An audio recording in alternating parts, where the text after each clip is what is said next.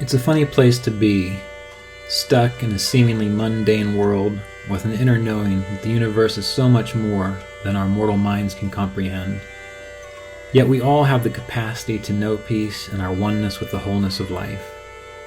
And through these interviews, discussions, and reflections, it is my intention to share this possibility. I'm Ryan Kurczak, and this is the Kriya Yoga Podcast.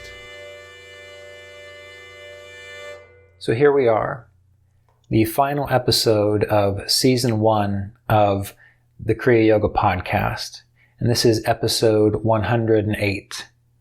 Now, it's been a long season. We've been together on this podcast for 4 years now. The previous 107 episodes, we've had the opportunity to explore yogic philosophy and how to apply it within your daily life. We've explored tips and techniques to improve your meditation practice. And we've also had the opportunity to interview quite a few informative guests who mostly are also teachers in the Kriya Yoga tradition within the lineage of Mahavatar Babaji, Lahiri Mahasaya, Swami Shri Yukteswar, Paramahansa Yogananda, Roy Eugene Davis, and their successors. And so what are we going to talk about today? What are we going to cover during the final episode of the Kriya Yoga Podcast? Well, today's episode is inspired by a conversation I was having with another of my mentors who also is a bit of a sage in his own right. Not well known, not on social media, hasn't written any books, but I've always derived quite a bit of inspiration by interacting with him. And the topic that we were discussing was suffering. Why does suffering occur? And I thought this would be a good topic to conclude the podcast, also because whenever I teach classes in person and we have Q&A sessions, inevitably someone asks, why is there suffering in the world? It's a good question. It's one that I'm sure humans have contemplated for thousands of years. And numerous philosophers, spiritual teachers, obviously have not been able to satisfy the answer to that question. So I'm not going to pretend that I have the capacity to put an end or to give a definitive answer as to why there is suffering in the world. However, I am going to refer to this conversation I had with this mentor of mine, as well as review a conversation that Paramahansa Yogananda had with Ramana Maharshi. And we're also going to consider, what do the Yoga Sutras of Patanjali have to say about this topic? Now, before we get too deeply into this topic, it's important to remember that suffering is real for everyone. It is an experience that at one time or another, or one way or another, will come to all of us. And the intensity of suffering is going to vary from individual to individual.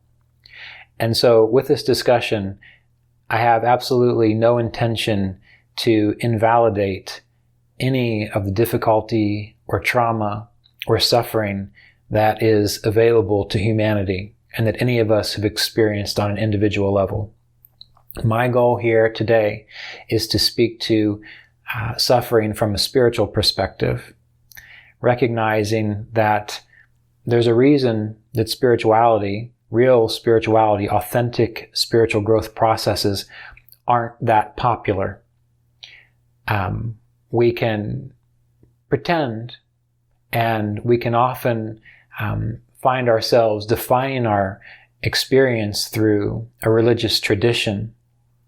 But to live a spiritual life requires a very different viewpoint of the world and the experience of the world than most people want to engage in. And the world is built upon light and darkness, shadow, and the gray areas. There is joy, there is pleasure, there is pain, there is elation, and there is suffering. All of that is included in a full human life experience. But the purpose of spiritual practice is to grow through the spiritual experience, not to deny it, not to invalidate it, but to grow through it. And so this makes the discussion of suffering a little tricky, because it really depends on the state of consciousness of each of us as individuals as to how we will respond to something like a topic such as suffering. It also depends on our life situation.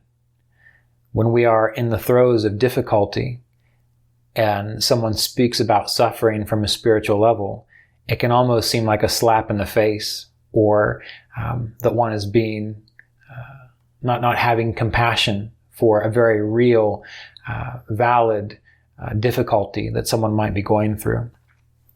So again, as we talk about this, it's probably better to reflect upon this discussion when you are in a fairly balanced, peaceful frame of mind. This is not necessarily the discussion you probably want to be listening to when you are caught up in a world of pain at the moment. So please keep this in mind. Now, what do we want to talk about here? And I want to begin with Sutra 2 of the Yoga Sutras of Patanjali. Sutra 2 of Chapter 2 of the Yoga Sutras of Patanjali. Now, you've heard me discuss previously the definition of Kriya Yoga as it relates to the Yoga Sutras. And in that definition, it states that intensity in spiritual practice, personal study, application of mantras and sacred teachings, aligning of attention with the self, teacher, the God within, that these are the practices, or this essentially is the definition of Kriya Yoga. But I don't always follow it up with the next sutra, although that's what we're going to do right now. The sutra that comes after this definition states what the purpose of Kriya Yoga is. And the purpose of Kriya Yoga is said to be realizing cognitive absorption, or samadhi. Many people translate that as a oneness experience or a transcendent experience. But it goes on to say, and also it has the purpose of weakening the root causes of pain. So Kriya Yoga is intensity in spiritual practice, personal study, application of mantras, surrender to the God within, the infinite eternal self. This is Kriya Yoga. And the purpose of Kriya Yoga is to experience samadhi, cognitive absorption, but also to weaken the root causes of pain, So when you weaken the root causes of pain, what are you doing? You are weakening the capacity for suffering, because pain is suffering. And so just like when you are trying to remove a tree that you know is going to grow back, the best way to do it is to remove the roots. So when it comes to suffering, we can see that from the Kriya Yoga standpoint, the purpose of Kriya Yoga is to remove the root cause of suffering, the root causes of pain. And the sutra that comes after that, Sutra 3 of Chapter 2, basically states that the absolute root cause of pain is absence of self-awareness, attachment, aversion, the will to live, the sense of I am, that these are the root causes of pain. But everything comes from absence of self-awareness. That is the taproot. So we might have the sense of I am, the sense of individuality as a root. We have attachment as one of these roots. We have dislike or aversion as another root. The will to live. And these are said to be the root causes of pain. But the essential one that all these other roots stem from, the taproot, is absence of self-awareness. Avidya, ignorance, or absence of self-awareness, is the field for the other root causes of pain. So we read that Kriya Yoga, the purpose of Kriya Yoga, is to weaken the root causes of pain. And that the main taproot is avidya, absence of self-awareness. All right, let's continue. What is an absence of self-awareness? We can look at it as unconsciousness, being unconscious. And so the purpose of Kriya Yoga really is to make us conscious, wake us up. Mr. Davis at the retreats at CSA, he would often tell the same stories, especially if you went multiple times a year, you would hear similar stories. And I can recall hearing him tell a story about the Buddha. And people would ask the Buddha, are you enlightened? And the Buddha would say no. People would ask, are you spiritually aware? The Buddha would say no. People would ask, are you this? Are you that? And the Buddha would say no. And finally, in exasperation, he was asked, well, what are you? And the Buddha said, I am awake. I am awake. And being awake really means to be conscious. Now, this is important. I'm making this distinction for a reason. And of course, to go back to that story I was just telling, as you become more awake, you do become more spiritually aware. So forgive me for not telling the story perfectly, but you get the idea of what I'm trying to express here. So Kriya Yoga, the purpose of Kriya Yoga, and the purpose really of all authentic spiritual paths, are to make us conscious. And so if we consider it this way, really, when it comes to suffering, we have a choice in the matter. And this brings me to the discussion I was having earlier this morning. This mentor that I was talking to, he's much older than me. And I had mentioned that people ask me a lot, why does suffering occur?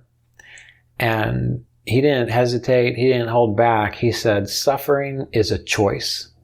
He said, suffering is a choice. And that struck me because at first I thought to myself, well, I remember suffering and I don't necessarily remember choosing to suffer. But as the conversation progressed, what I realized was that suffering is a choice.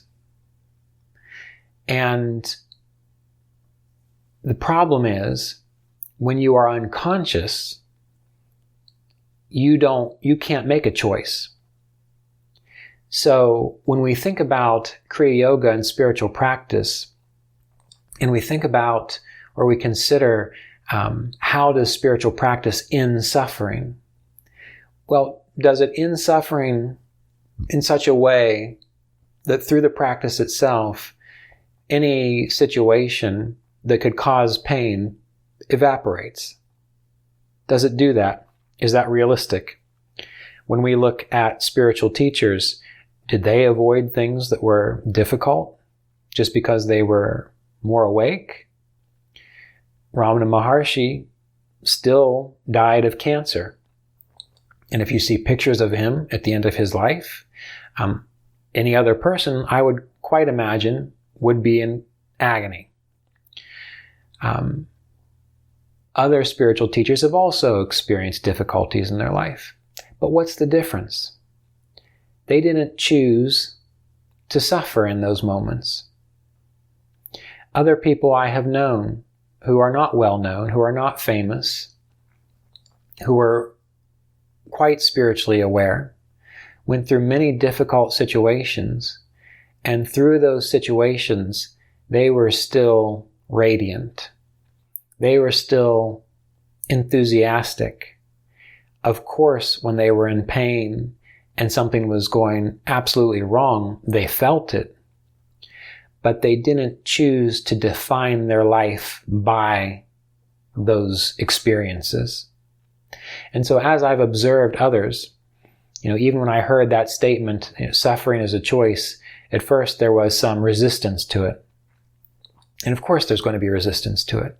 But the more I reflected upon it, and the more I considered the people I have known, whom I've read about, and whom I've known personally, with quite a bit of awakeness in their life, it seems quite accurate that they made a different choice than most people do.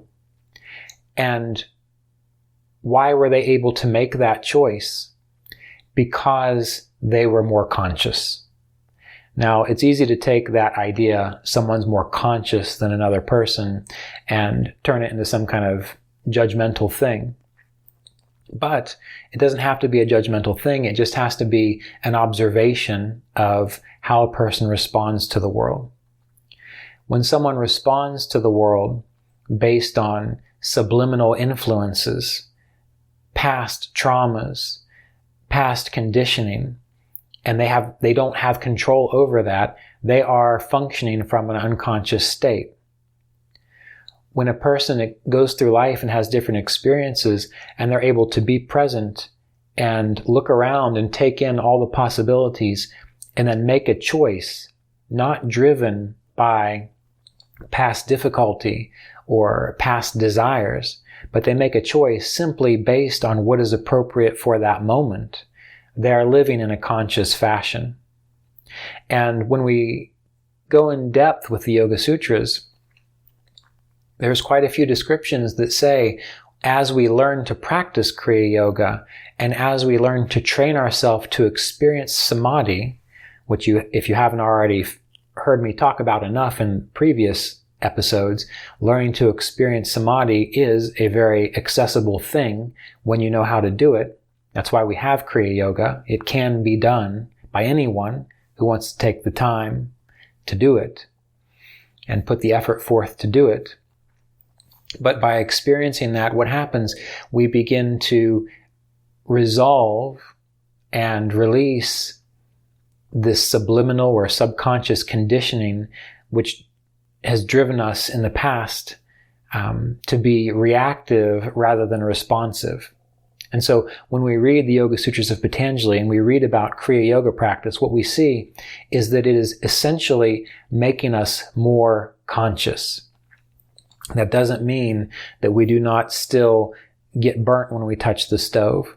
That doesn't mean that our heart is not broken when we lose a loved one.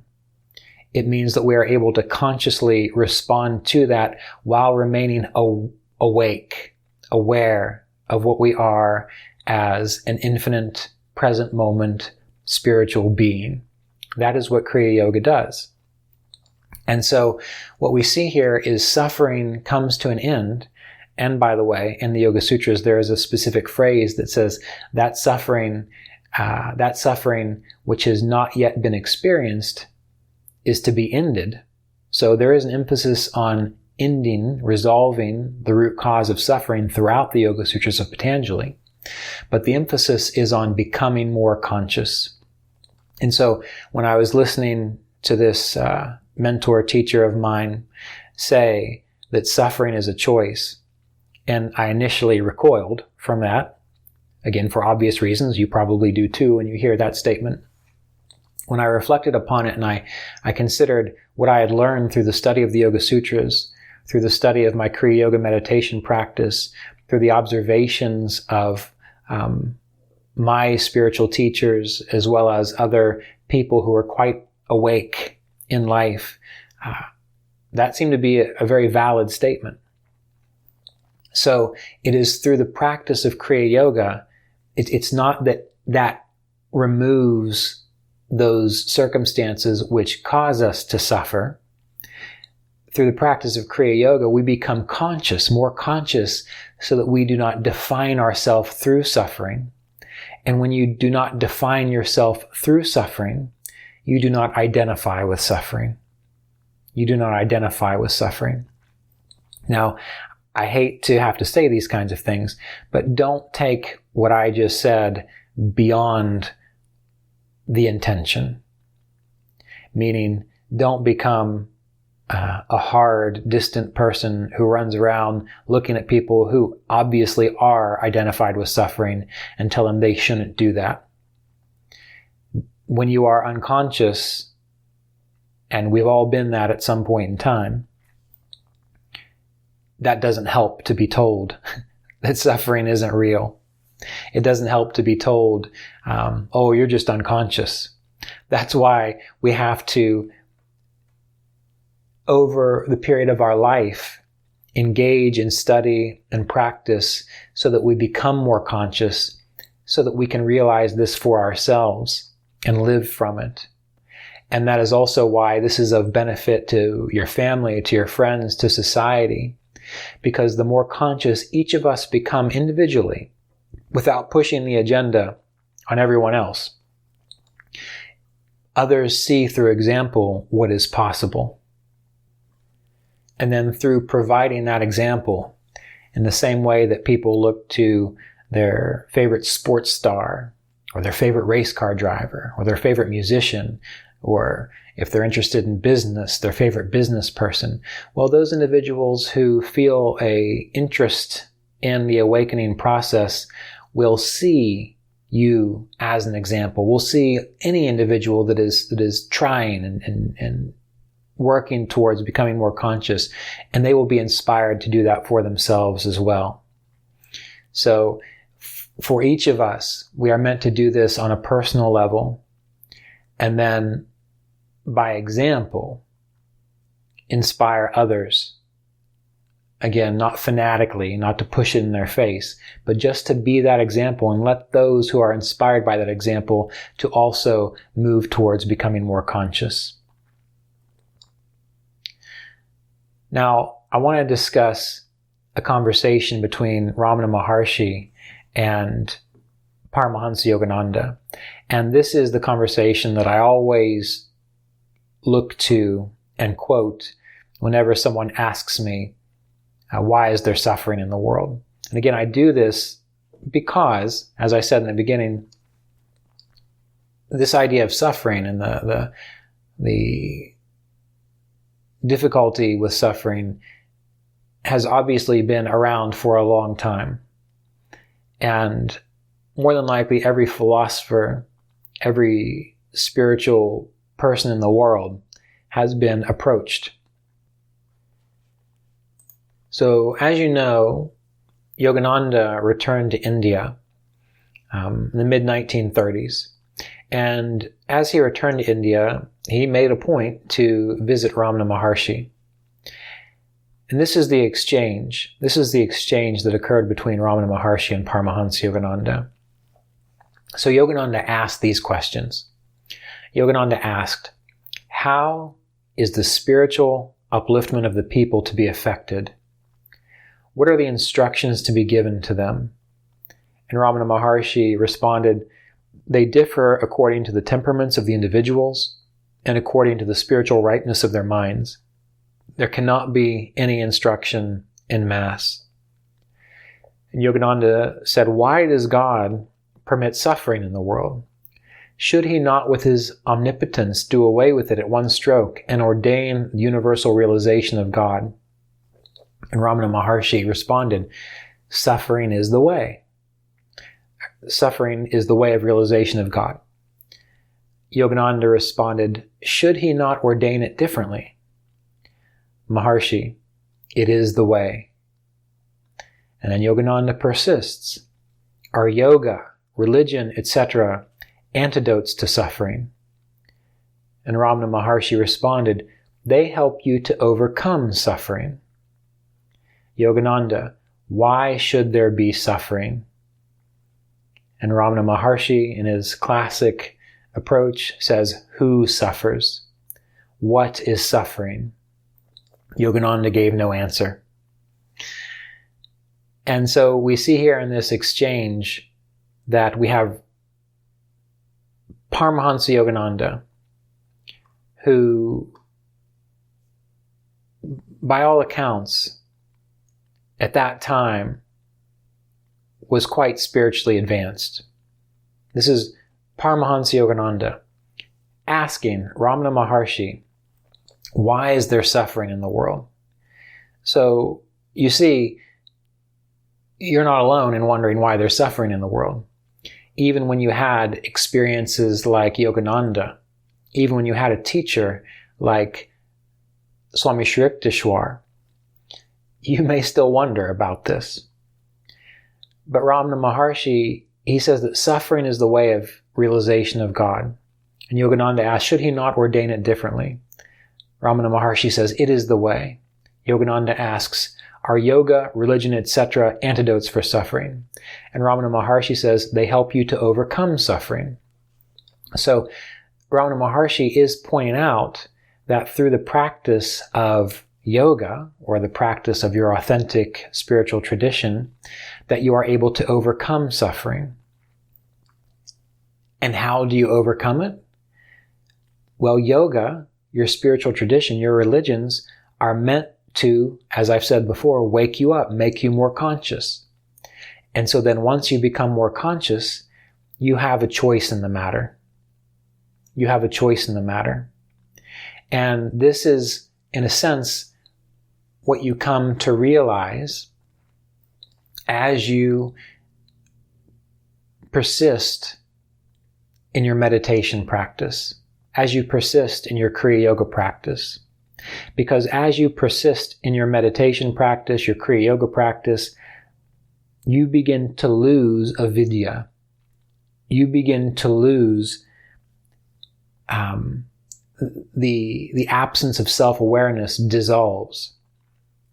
And you begin to recognize that you are not a limited personality who is just being put through the ringer on this earth plane.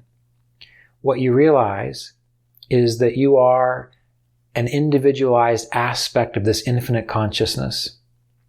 And you are moving through the process of waking up, which is the process of evolution of consciousness, the process of the evolution of consciousness.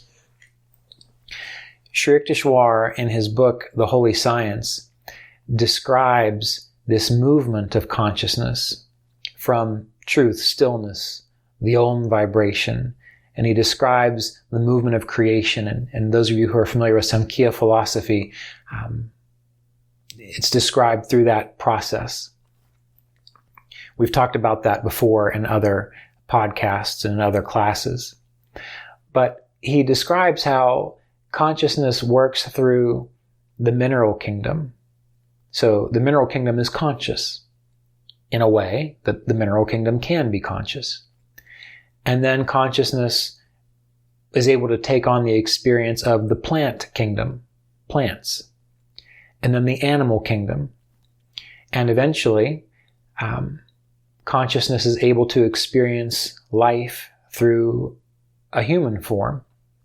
So we go from the mineral to the plant, to the animal, to the human form.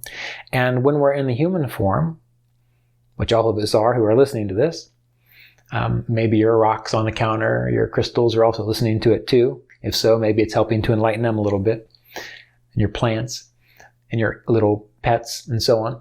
But those of you who are human, we're hearing this, and most people are really here just to have the human experience, to experience consciousness as a human being. And what does that mean? That means you want to have babies. That means you want to get involved in the world in all kinds of neat and interesting ways.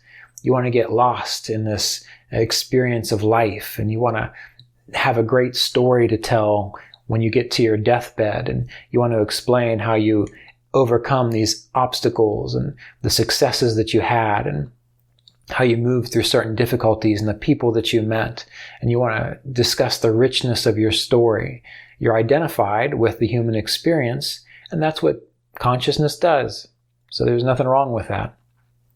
But some of us, those of us who are listening to this podcast or who are practicing Kriya Yoga and other spiritual practices, and that's really one of the most important goals and directions of our life, what are we doing? We've had the human experience. And a lot of us still kind of like it. We might not want to admit that. We want to say that spirituality is the best thing, but the moment you start talking about what is absolutely required to wake up, many people kind of back up a little bit and say, whoa, whoa, whoa there. I don't want to go that far.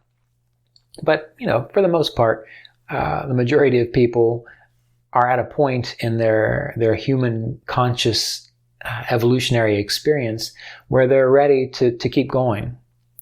They're ready to keep going. And what does Sri Yukteswar describe comes after human consciousness? He says essentially you evolve into the realm of the devas.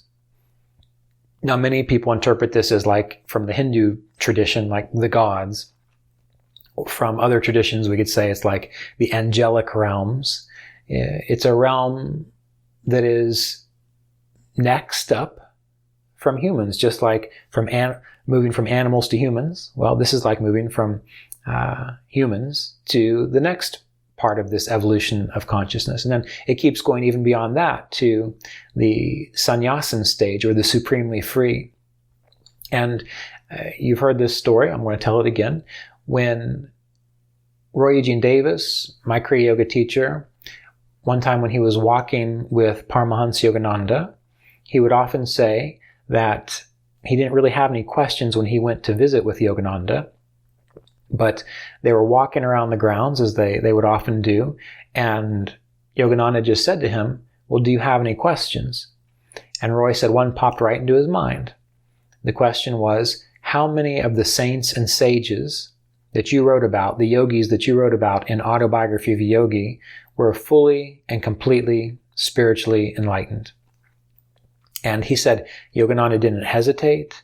He wasn't being judgmental. He just stated clearly and frankly, not many. He said most of them are content to hang out in the bliss of God communion, that they don't go all the way. Now, we can interpret that using this model that Sri Yukteswar discussed in the Holy Science. We can interpret that to indicate that many yogis, many very highly advanced spiritual people, they're happy to experience the realm of the devas. They're happy to transcend internally the human experience and to have an experience of this next stage of evolution. But they don't go all the way to the supremely free, the sannyasin. And really, heck, if you make it that far, that's pretty good. So we're not fault finding here. But one of the things that Yogananda said to Roy, he said, you must go all the way. You must go all the way, and you can do it. And he talked to Mr. Davis that way. So it is possible for us to continue our journey. But as Kriya Yogis, essentially what we are doing is learning to live appropriately in this human world. Absolutely. Live appropriately. Be as conscious and awake as possible, because we are an example for the rest of the world.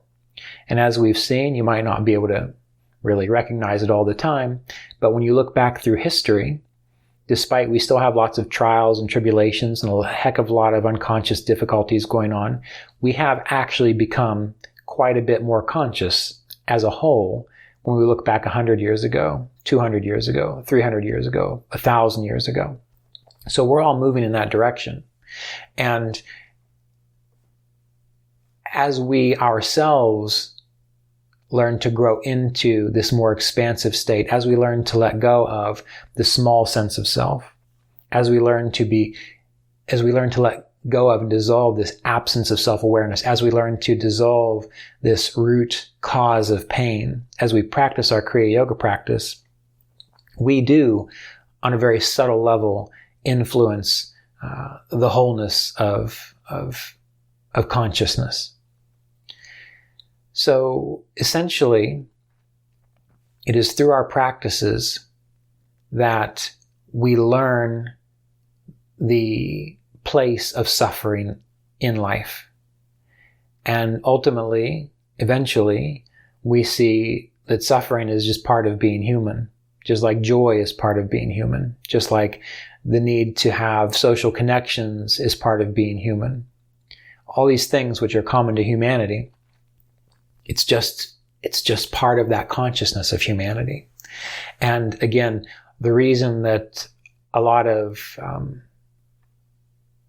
the subtler work from a spiritual perspective doesn't get that engaged in very often by most people is because most people really are pretty comfortable just staying human, or at least identifying with the human field of awareness. And how do you know that? Because how many people do you know that could live like Ramana Maharshi? How many people do you know that could live like Paramahansa Yogananda, dedicating his life to teaching Kriya Yoga, making that his sole intention, and also developing his own inner practice, making that so important to him that he made sacrifices that no other humans really do. You know, not having children, not having relationships, focusing more on exploring how to reach more people to encourage them to be more conscious. That was his goal and role and mission. Or again, Ramana Maharshi, who spent his life on a couch in southern India, not having any belongings really of his own, except maybe his loincloth, just constantly answering question after question about how to be self-realized.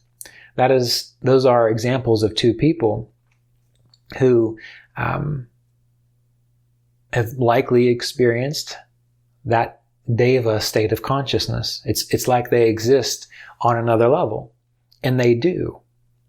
But it's not an inaccessible level. It's a level that's accessible to all humans everywhere.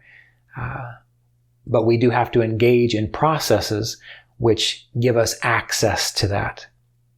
And again, referring back to many of the sutras in the Yoga Sutras of Patanjali, we can see that it is yogic philosophy, it is yogic meditation done effectively that reveals this to us, which removes the root causes of pain. And then when that occurs, the idea of suffering is appreciated in a very different light. Will all the suffering in the world ever just disappear? Not likely, because there will always be some level of this infinite consciousness which wants to experience the human drama. In the same way that even though there are billions of humans on the planet, which means that consciousness through these billions of humans has evolved, there's still a heck of a lot of rocks out there, which means that consciousness is still existing in rock form. There are still plants. There are still animals. It's not that you move from one level to the next and then the level below you just disappears. It really comes down to, again, this idea of choice. You, as an individualized expression of this one infinite consciousness, what do you want to experience? If you want to experience the human drama, it's right there for you. If you want to just be an animal, and you might know many people who really just behave like animals, it's right there for you. If you want to keep directing your awareness to subtler realms of experience, you practice the yamas and the niyamas until they become second nature to you. You learn to meditate in a yogic fashion so that you can repeatedly experience a samadhi state. And by repeatedly experiencing that samadhi state, these root causes of pain, which we've discussed, they become thinner and thinner. They become less forceful in your life until eventually you are able to fully internally, if you're still living as a human being, you are able to fully internally experience that realm of the devas, or a heaven-like realm. And as you know, Mahavatar Babaji had said that the realm of heaven exists clear down through this earth plane. So it's possible for us to experience it right here. Will your outward world look much different? It may not. But internally, your frame of reference will be a place of stillness immersed in this experience of samadhi, or oneness consciousness, or cognitive absorption. And how is that done? It's done slowly, over time, through repeated practice. Once you find a way, a method to experience internalization of awareness, and maybe you have a teacher that can help you, you continue cultivating that until it becomes second nature to you. Once it becomes second nature to you, then you begin to have an understanding of what it means to experience the next stage in human consciousness. And that is the whole reason, the whole purpose for Kriya Yoga practice. That is why in that discussion with Ramana Maharshi, when Yogananda asked, are yoga, religion, etc., antidotes for suffering? Ramana Maharshi responded, they help you to overcome suffering. And I find that particularly important to consider, because many people who read Ramana Maharshi's literature somehow often get to the point where they say, well, what's the point in doing any of this stuff? Ramana Maharshi said, just sit there and be still, or just abide as the self. Well, Ramana Maharshi also understood that not everyone can do that. And so for some people, he would advise japa, mantra practice, pranayama, all methodologies which are common to yoga and Kriya Yoga, prayer, and so on, even the idea of surrender. And as you practice, as you become more conscious, then you are able to understand Ramana Maharshi much better when he asks questions like, well, who suffers? What is suffering? Because at that point, you then have experienced a depth of samadhi, a oneness consciousness, the ability to practice dharana, concentration, dhyana, meditation, and samadhi all together, that when you wonder, well, who suffers? Because of your training in mantra, in pranayama, in asana, because of your foundation in the yamas and niyamas of yoga, you can look at that question and you can become very still inside, and you can analyze or experience directly, well, what is this who that you think you are that is suffering? And it seems like a koan, probably when I say it now, but when you are able to look at that and reflect upon it until realization dawns, you can hold your awareness there, you can focus, practice dharana, you can meditate on it, practice jhana until samadhi results. When you immediately recognize, oh, this who that I think I am that suffers is really just a fiction. It's a collection of thoughts, of quirks, of idiosyncrasies, of personality traits, of likes, of dislikes. It's a persona. It's playing a role here. And then there's like a flash of insight, and you recognize that the who, behind that who or that what, is this infinite, eternal consciousness. And then it becomes impersonal. And then you begin to see the bigger picture of your own life experience, of human experience, of consciousness itself. And it almost becomes an invalid question. Why is there suffering in the world? But we don't want to jump ahead of ourselves. There is a very real reason why we meditate. There is a very real reason why we practice harmlessness, truthfulness, non-stealing, contentment, non-possessiveness, and so on. We do that because that is the stage that we are in, and that is what is necessary for us to become more conscious as a human being, and therefore give us more internal choice in how we define ourselves and what our experience is. And then we can begin to choose to define ourselves as infinite, eternal spirit, or realize, we're not defining ourselves, we are that. We can choose to direct our attention to that realization and then live from that realization. And then when you live from that realization, it's as though you become one with God. It's as though you, as they say, you realize the Christ consciousness. And we're all here to realize that. It's available to all of us. And so we practice for this reason. This is what Kriya Yoga is all about. There's no easy answer for why is there suffering in the world. And for many of us, it's difficult to even reflect upon that for all kinds of reasons. But in this situation, what I would say is, don't worry about it. Do your best to be appropriate in life so that you don't put yourself in situations where suffering is obviously going to affect you.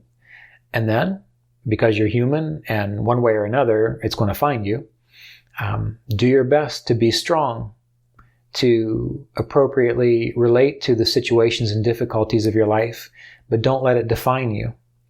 Do your best to not let it define you. And how you do that, that's going to be an individual process. But you have to find a way.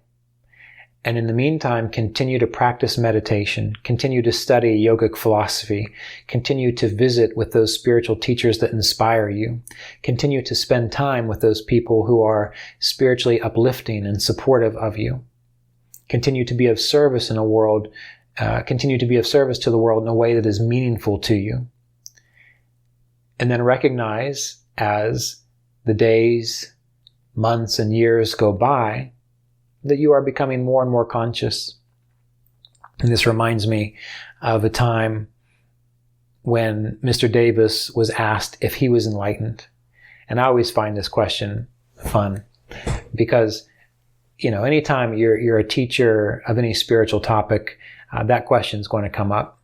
And it's kind of a ridiculous question because on one hand, if you answer it in the affirmative, it's easy to be accused of being egotistical or deluded.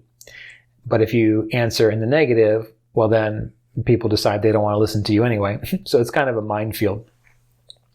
And I always appreciated Mr. Davis's response to this. He was asked, "Are you enlightened?" And Mr. Davis said, "All I know is I'm a little more awake every day.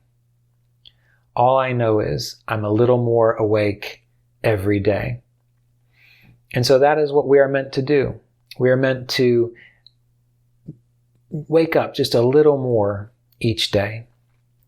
And so with that, I want to encourage you to recognize and affirm that every time you meditate, every time you try to embody the yamas and niyamas, every time you try to do your best in life, really, to be more conscious, to be more responsive rather than reactive, every time you move a little bit closer to cultivating an experience of samadhi, you are becoming a little more awake each day.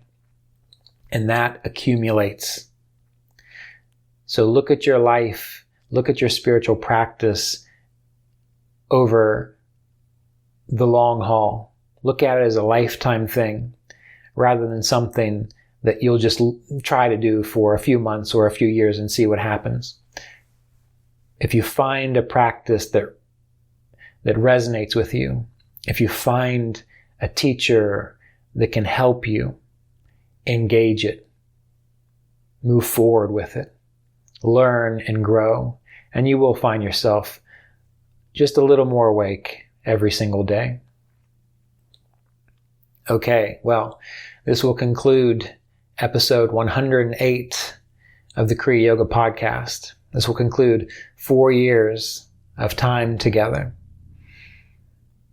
Feel free to go back and review the previous episodes. There's a lot of good information in there. And my intention as I was doing the Kriya Yoga podcast was to put out episodes that could be reflected upon multiple times, that looked at themes that come up again and again for students of the spiritual path. Those of you who are interested in continuing to participate in this community during the sabbatical of the Kriya Yoga podcast, please consider joining us, the Patreon community Kriya Yoga Online.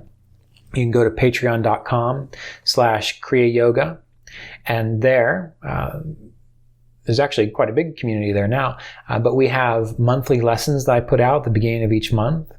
Also, a monthly online Q&A for students to join in through Zoom and ask their questions and have them answered. And through the Patreon community, whenever I do online events or even when I do in-person workshops and initiations, I tend to give that announcement to members of the Patreon community first, as well as the Kriya Yoga Apprenticeship Program. So you get early bird announcements on events. Also, the Kriya Yoga Online YouTube channel, those of you who aren't familiar with it, youtube.com/Kriya Yoga Online. There you will find over 400 videos on yogic philosophy, meditation. There's a section that has playlists with 20-minute, 40-minute, an hour and a half, 2-hour meditations to follow along with. And then, of course, I've got a few books out that can help you.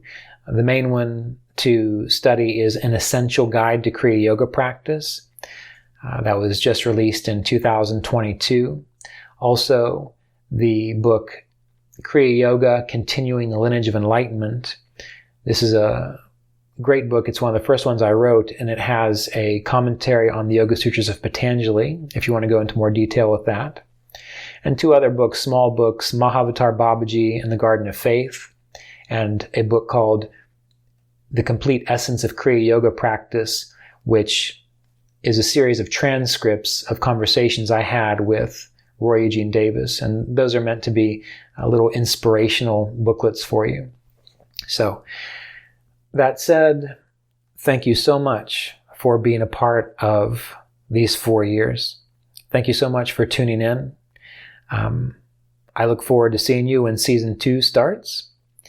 And until then, keep meditating, keep studying, do whatever it takes to remain inspired on your long-term spiritual path. And then surrender to the process. Engage your own self-effort, do your best, and then recognize that the infinite consciousness of which you are an individualized expression will take care of everything else. Just do your best and surrender the rest.